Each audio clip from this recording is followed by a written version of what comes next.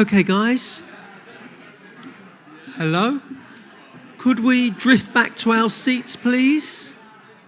Could we drift back to our seats? And if you haven't had hot chocolate, stay there and grab some before you go back to your seats.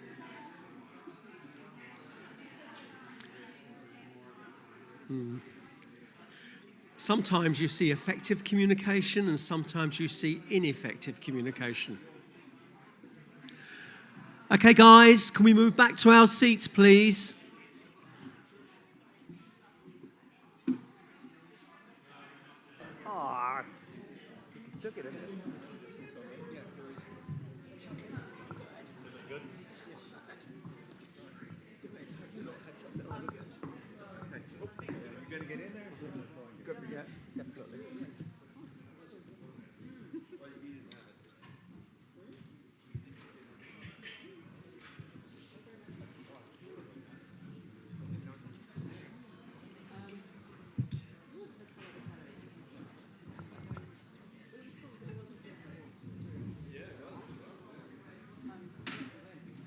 So if anybody's not had hot chocolate, now is your last chance.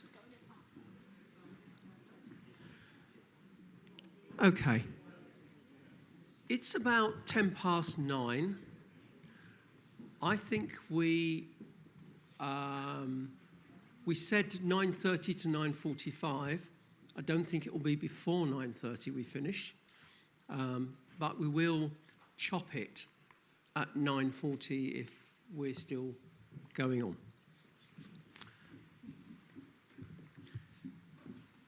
Okay, so I need to introduce the next part of the evening. The speakers have formed a panel, and you might notice there's somebody there that didn't speak. I'd like to introduce Haojin Tan. You need to correct me, she's an environmental climate planner from Horonui. Climate adaptation. Hamish Dobby knows she's here, and questions you might have wanted to ask Hamish, you can ask Haojin instead. Right. Okay. Now, the way this works is Nettie is on the Slido, and I'm lying to you now. She's had hundreds of questions which were really ridiculous, and she's just crossed them out. No, she hasn't, of course. The questions here are the ones that you have asked, and you may keep putting questions into Slido. And some of you have looked at a question on your phone and said, oh yes, I like that question, and you've added to make it come up the pile. And others you've looked at. So I've got mine. Yes, I've got mine. I don't know how to use your phone. Okay. It's confusing. So the order is, we're not changing the order. We're just taking the order as is. And we ask the panel the question, and they look at each other wisely, and they converse, and then come out with a stunning answer. I'm sure they will, but anyway.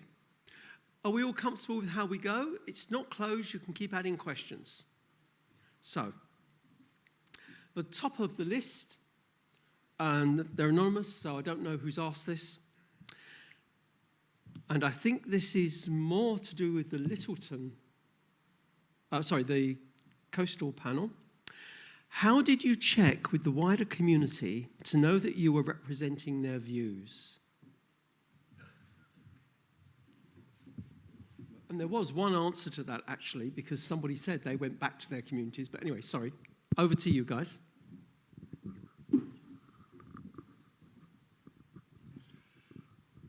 Well, I think it was up to each community representative to tailor their engagement with their own communities. Personally, whenever we had a meeting, the Governor's Bay community has a community notice board, and I would post the news about that to them and invite them to come and have a chat, or they saw me around to ask about that. It became quite clear, I think, to the Governor's Bay community certainly, that they weren't going to be highly impacted by sea level rise or climate change in the foreseeable future, and so they weren't enormously engaged until such time as it came down to the domain at Allendale and the community hall there, which engaged them quite a bit, and they gave me quite a bit of feedback about that.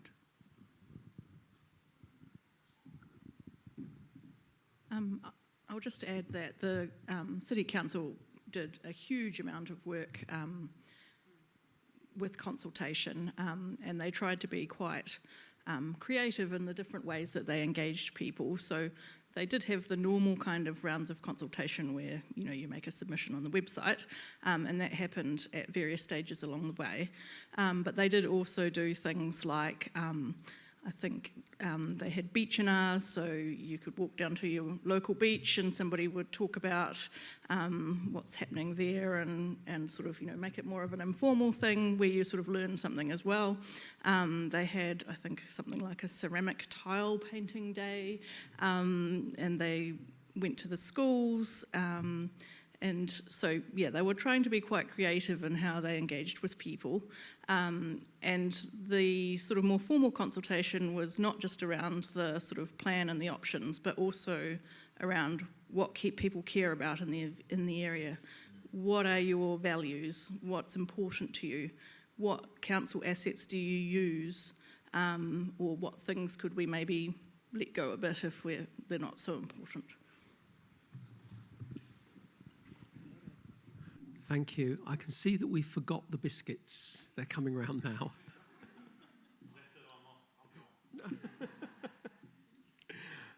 Okay, I should also have said that all of these questions will take probably a few days, maybe a week, will be on our website under this event. So a recording of this event will be on our website, let's say within a week, and in that area will also be the questions and answers or whatever. Okay, the next question is also to Littleton. How do you keep the community engaged and prevent consultation fatigue?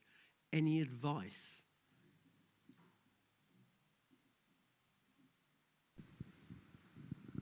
I think David probably covered that a little bit in the last question. Basically, to some extent, there wasn't really that much engagement through some of the process, probably because a lot of what we're looking at is something that's not really going to impact people for a long time.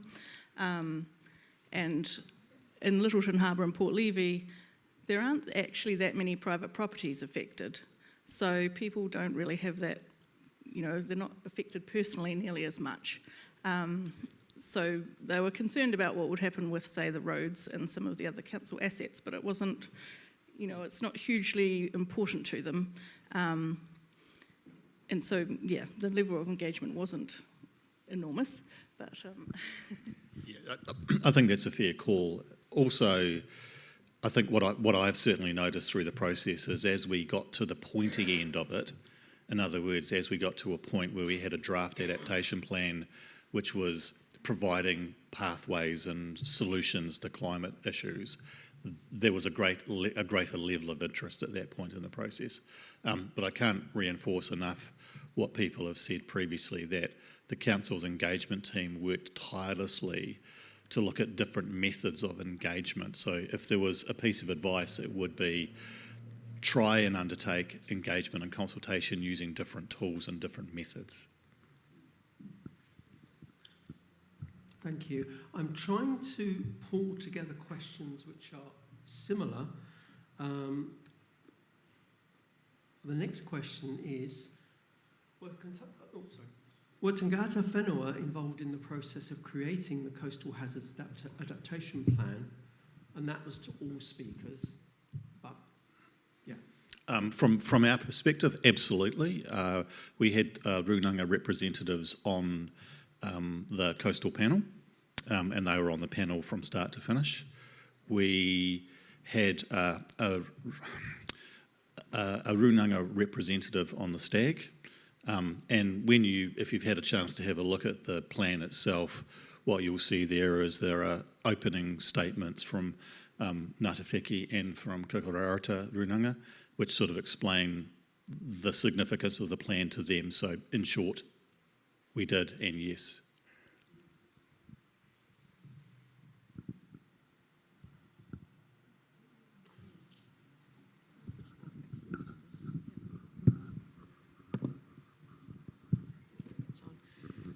For the Amberley Beach Coastal Adaptation Plan, we engaged mostly with the Amberley Beach residents because the threat was mostly with the Amberley Beach settlement. However, there are some parts of the Amberley Beach or sort of in the vicinity of Amberley Beach that are significant to tangata whenua, so we did actually also involve them in the decisions relating to that. Yep. Not violating my own question, just a thought. I do wonder, and I have no wisdom or knowledge on this at all, I do wonder how we deal with adaptation to climate change when it involves land which is sacred or has beliefs and tales with it, which people will no longer be able to live on because it's underwater. Anyway. Okay, there's two questions now which I'm going to bundle together, and they concern DAP, this approach to how we identify where we go. One question is, why is New Zealand using DAP? Not many other places seem to be using it. And the other one is DAP reactionary or predictive? I'll go first. Well, I don't know why New Zealand is using DAP, and I don't know, well, sorry, I'll rephrase that answer. I don't know if other places are not using DAP. But in that context alone, what I'll say is it strikes me that as a method and the flexibility that it provides and the agility around decision making going forward, it seems appropriate in the New Zealand context. Sorry, what was the other part of the question, Simon? The other one is DAP reactionary or is it predictive? Which is an interesting take on the other side. Anyway, sorry. Over.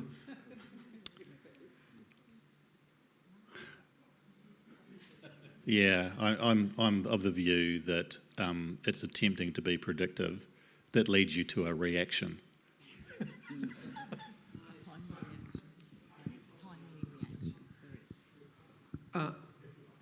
Okay. Do we have a mobile microphone anywhere? You guys can keep yours. What you guys said? Oh, very good. Kia ora. I can probably answer the first question, why does New Zealand do DAP? New Zealand's a small place, we don't have that many thought leaders here. We've got them, but compared to Europe or the US, we have far fewer. So if you're in the community, you know the people. And in this space, there aren't that many high level.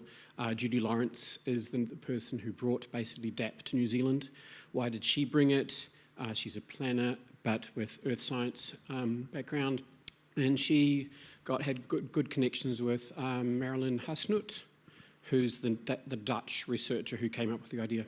So it's basically coincidence. One person talked to another person and they brought it here, and it worked well for New Zealand context. If she were an engineer, we'd have a different method.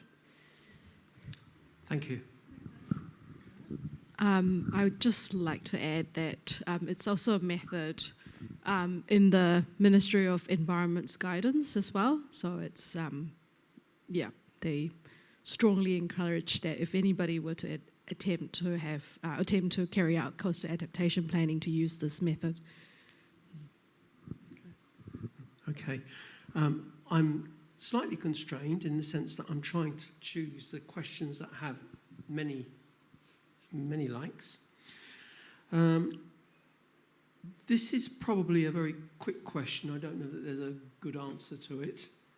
How did you overcome jargon, technical language barriers and build climate literacy with community members? And you have 1 hour to answer this. I think just a small thought, maybe.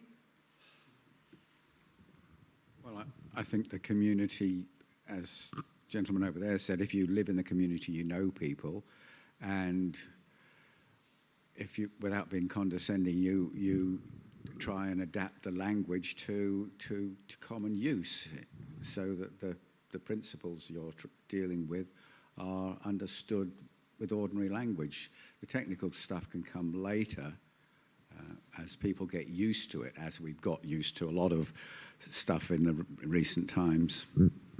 Yeah. Anybody else?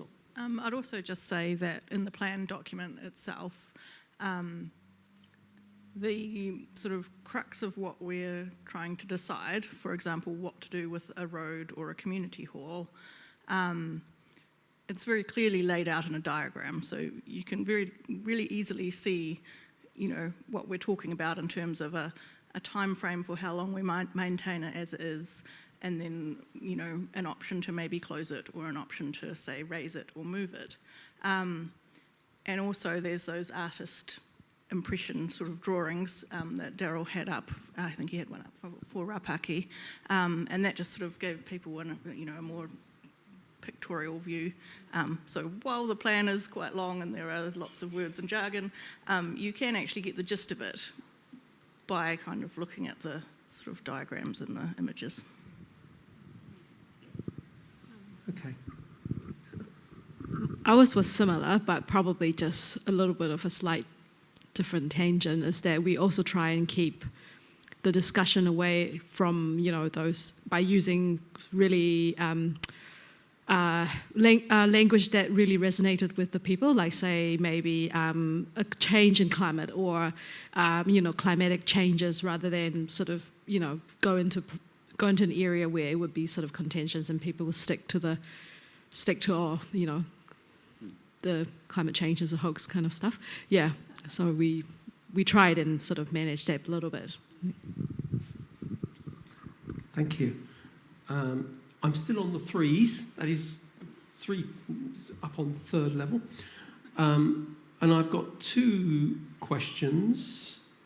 I think I'll ask the interesting one, which has got a quick answer anyway. Does the plan have the ability to be implemented or changed quickly if the effects of climate change on the coastal areas happen much sooner than expected? This almost goes back to DAP, I think, but... Looks like I'm answering this. Let me just, can you repeat the question again? Sorry, Simon. Does the plan have the ability to be implemented or changed quickly if the effects of climate change on the coastal areas happened much sooner than expected? And we'll add something. I don't quite know why it's the coastal areas, because it's happening everywhere, but that's what the question says. The short answer to that question is yes, and that's a reflection of the DAP process, using the signals, triggers and thresholds, other way around, approach that when a change becomes evident, then that triggers a movement through the pathway. Now, the follow-up question, which may or may not have been asked as well, that's great, but where does the funding come from for that? Okay, well, there are 2 funding questions. We'll come back to that then. Carry on. No, just carry on that. Well, I was simply going to say that in the case of Christchurch, one of the actions that's come out of the development of this plan is a climate resilience fund, and that's discussed in the plan itself.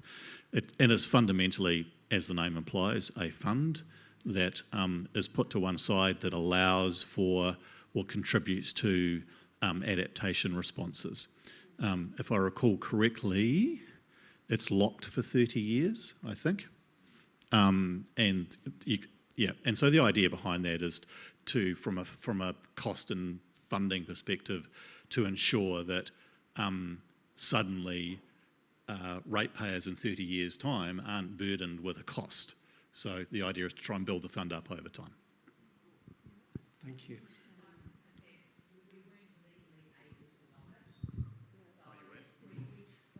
Hang on, I'm going to bring Mike for you. Sorry, Sarah. If you've got something insightful, let's hear it. Sorry.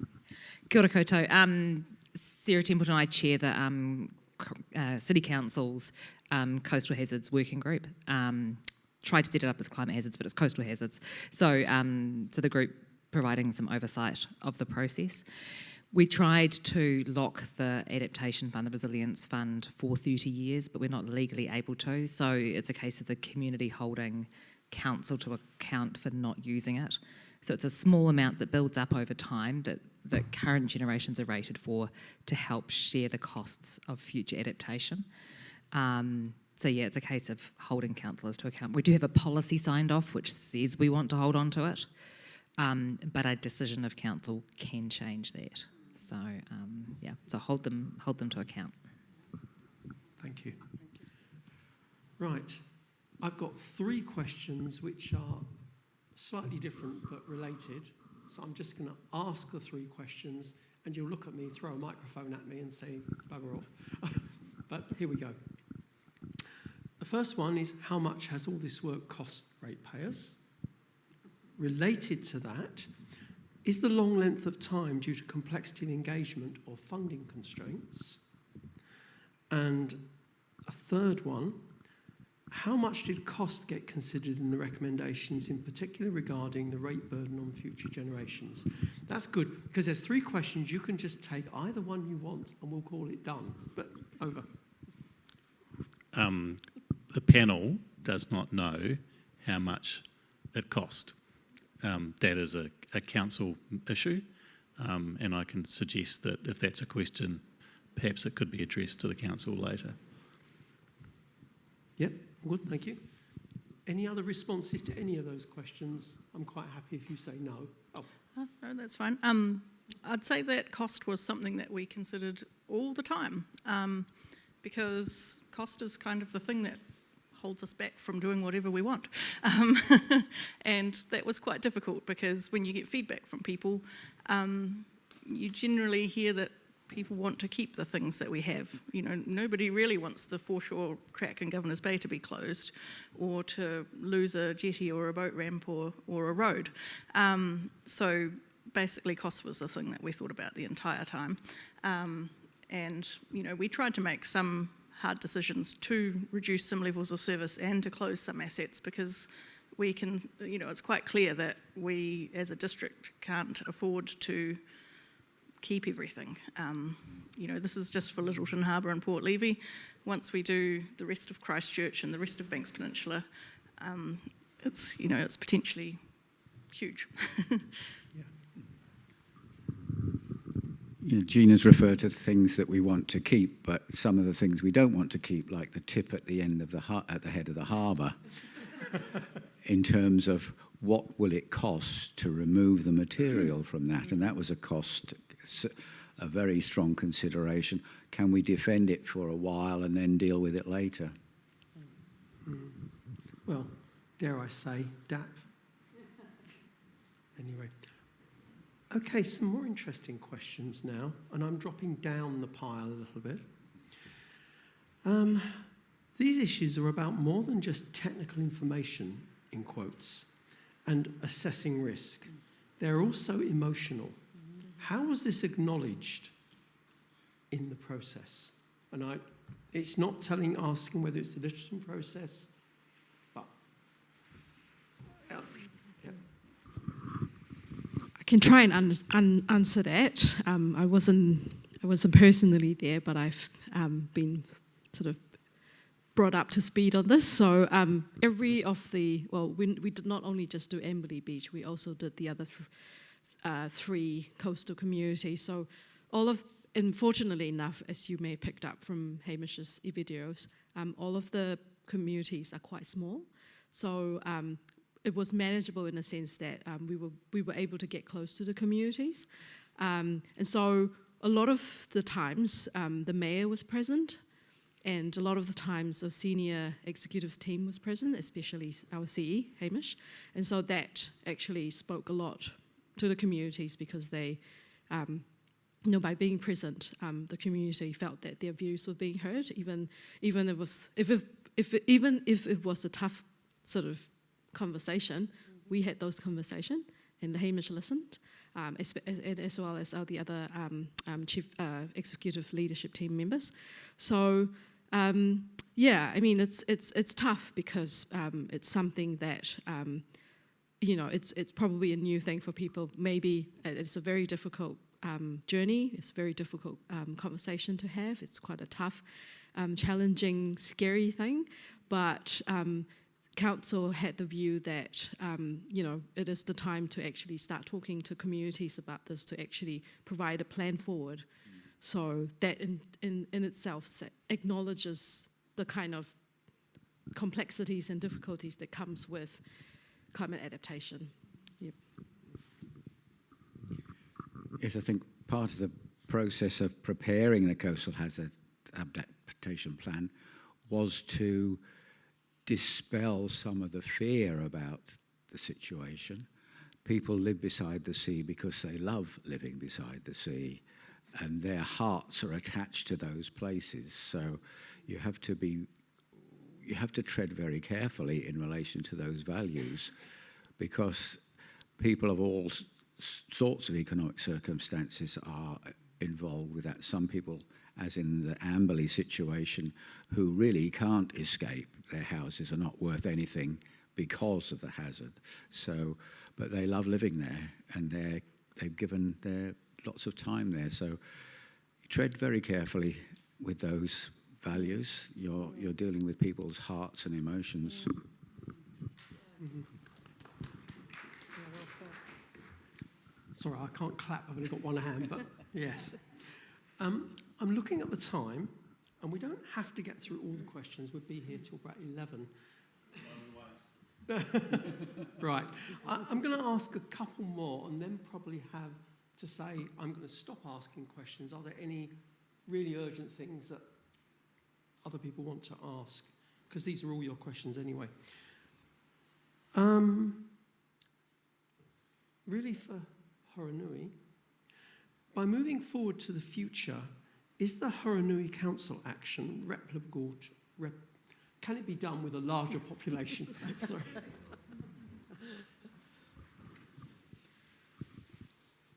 I don't know. Maybe. I don't know. Maybe.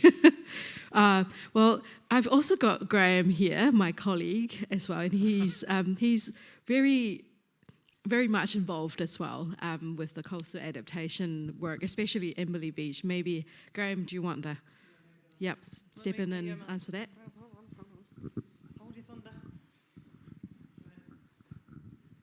So the question was, is it replicable in larger size? Yeah, basically they're saying this Amberley Beach is very small. Would it work with bigger communities? In a mathematical answer, that is absolutely, because the simple maths tells you that it's supply and demand. If you can build a section for 75,000, well, let's do the math simple. If you can build a section for 100,000 and you can sell it for 200,000, then that means you can afford to give one away, right?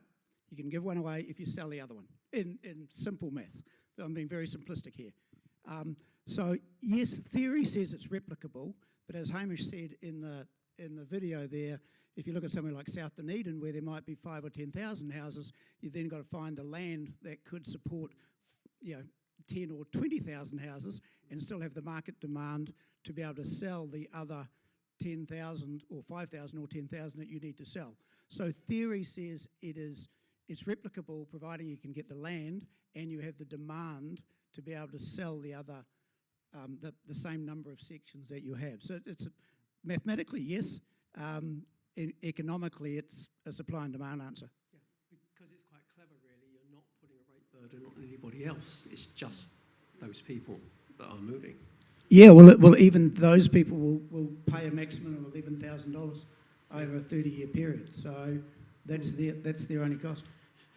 Okay, I've got lots of questions, but I'd be abusing my position as chair, so I'm not going to ask them.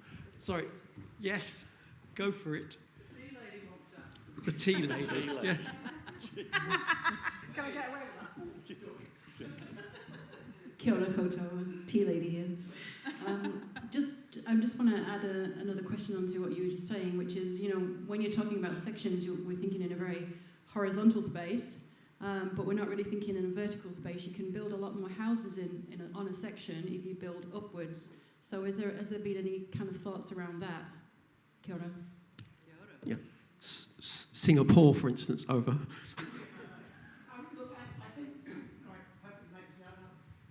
We don't want to build an area that is high and condensed in this area, because that's not the ethos of where the people who are in Amberley Beach have come from, right?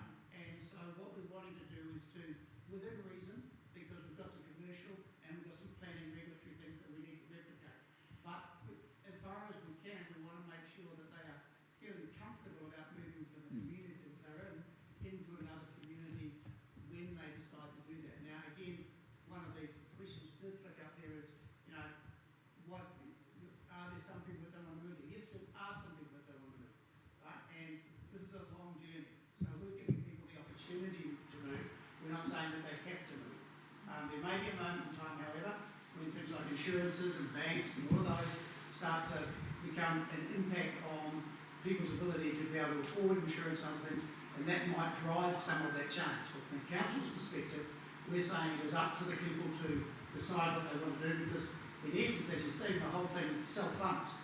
So it's not as if the council putting a lot of money into this thing, because over time it will self-fund, provided there's the demand to buy the other 90 sections. So, yeah. The model's quite good.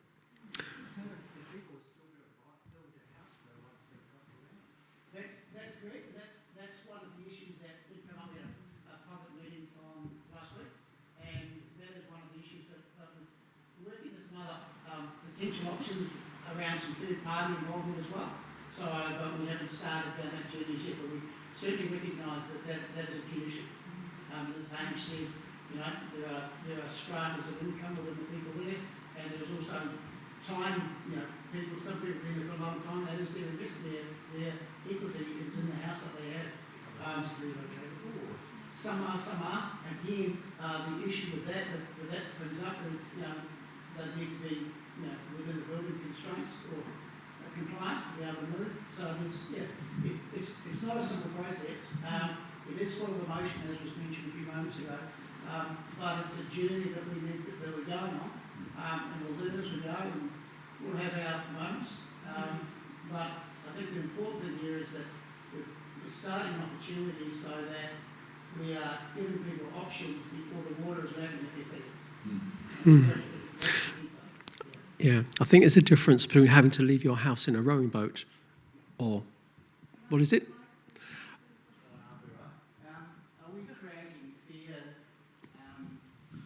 of what's happening by doing all this rather than waiting to see what's happening and putting a levy on things now so we've got a fund if these scenarios do come out? Because what I've heard is a lot of ifs and buts and what might happen and what might not happen.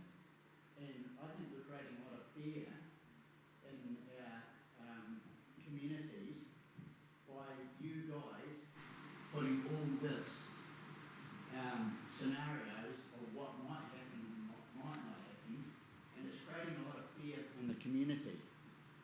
And I think you're generating a system that's just is created with fear, and it's controlled by fear. And I don't think that's, on. So these things could happen, but isn't it better to have a fund to deal with these issues when they come? By spending all this money with all this council stuff, and all it's doing is creating fear for a community. And it's not fair on us. I understand. I'm part of one of those communities. Yeah, I know that. So, now... I've been down here for 40 years, lived down South Shore. The beach and that is in pristine condition compared with when I first came here. And the sad thing is we Right. Okay. A whole got other the message meeting on that we have.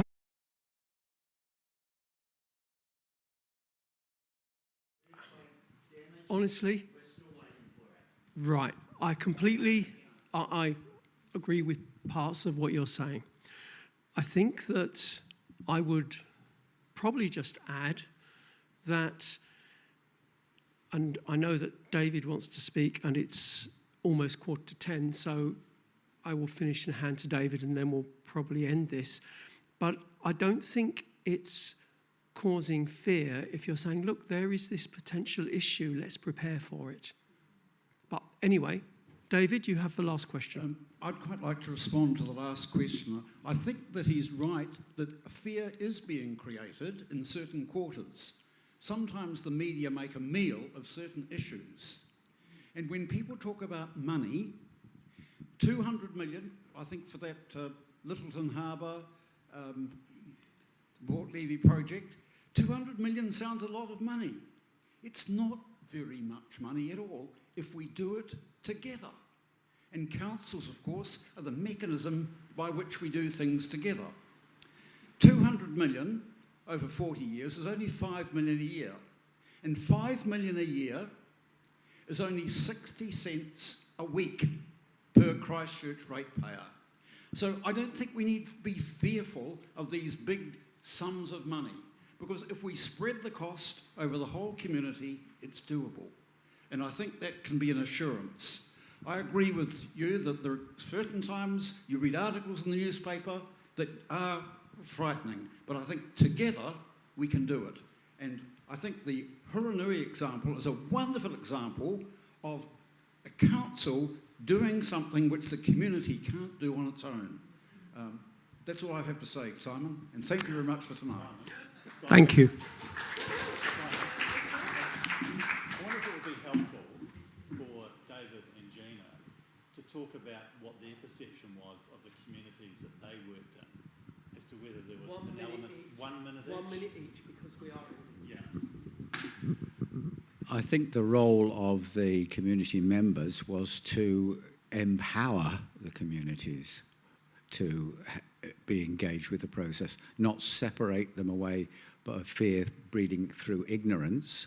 If they have the information given to them and the ability to make further decisions related to that, that is not fear, it's empowerment. Okay, 30 seconds. In which case, thank you for all of you for coming. This has been a very interesting evening. All of those questions in Slido will appear back on our website, and we will attempt to address them. I'm quite torn, actually. I should probably just say thank you, good night, but I just will say one thing. I have met that fear. BOEE is dealing with a number of communities, and I can understand where it's come from, but I actually agree with what you're saying, David. It's fear if it's you on your own. When people work together, it becomes a challenge. And Huranui have seen one way through this challenge. Anyway, I'm going to shut up. Thank you to the speakers. Thank you.